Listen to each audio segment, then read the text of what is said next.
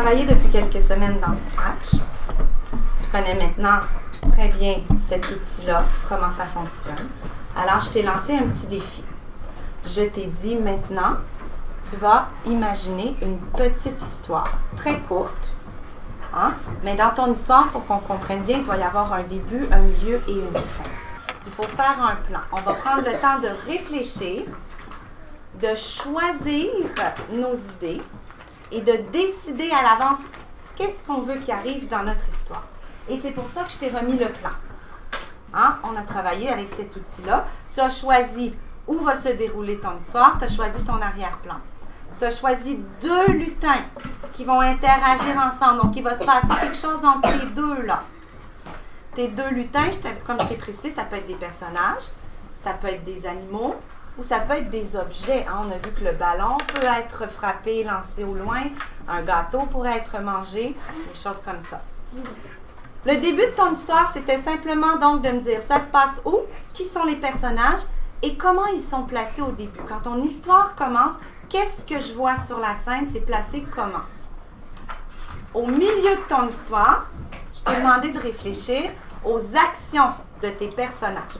Qui va bouger en premier? C'est les mêmes personnages. Ce que tu avais écrit aussi au début, c'est les mêmes personnages qu'on retrouve, mais cette fois-ci, ils vont être en action. Alors, est-ce qu'ils vont se déplacer? Est-ce qu'ils vont parler? Qu'est-ce qu'ils vont faire? Ok, moi c'est une princesse à un château. En fait, c'est qu'il y a un champ. Puis là, je vais mettre un château dans le champ. Puis il y aura aussi une princesse. Puis là, la princesse,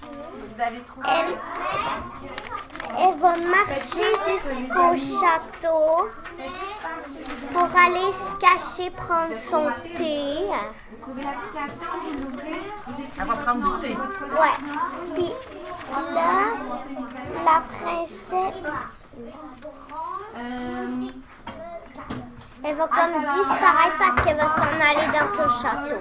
Là, ce qu'il nous reste à faire, les amours, c'est de retourner dans Scratch et de voir si, avec les codes de programmation, avec les briques, tu arrives à faire ce que tu veux, ce que tu as décidé pour que tes personnages racontent ton histoire que tu as imaginée. Viens ici, la page d'accueil. Donc, le défi que j'ai proposé à mes élèves, c'était une histoire animée. Donc, je leur demandais de prévoir une petite séquence sur une scène où il y avait un début, un milieu et une fin.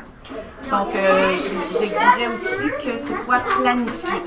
Donc, ils devaient décider au départ quel personnage allait interagir, où ils étaient placés, quelles actions ils allaient faire un à la suite de l'autre et comment tout ça allait se conclure.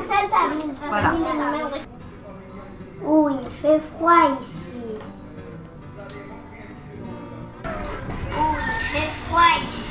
Et là, donc, le plan avait déjà été fait en grand groupe. Et là, en sous-groupe, en atelier, les élèves sont en train de faire leur codage, donc d'assembler les blocs de programmation pour que sur la scène, il se passe ce qu'ils ont planifié, ce qu'ils ont décidé.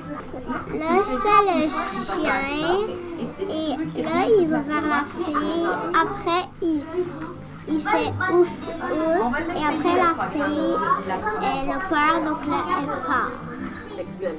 Puis après, elle revient, puis finalement, elle dit j'ai pas peur, et là, elle finit et elle danse avec le chien.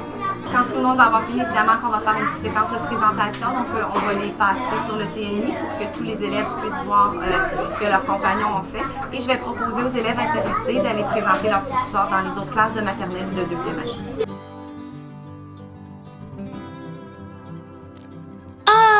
Il est trop mignon.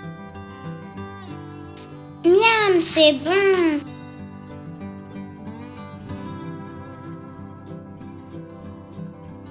Je vais chercher partout.